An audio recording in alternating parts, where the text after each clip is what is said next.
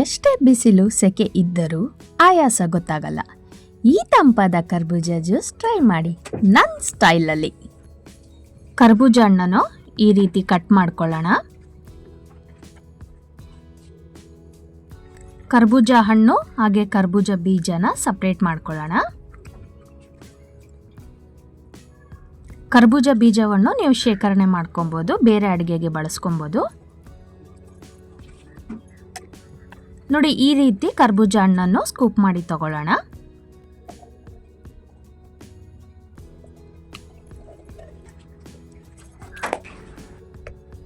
ಈಗ ಒಂದು ಮಿಕ್ಸಿ ಜಾರ್ಗೆ ಕರ್ಬೂಜ ಹಣ್ಣು,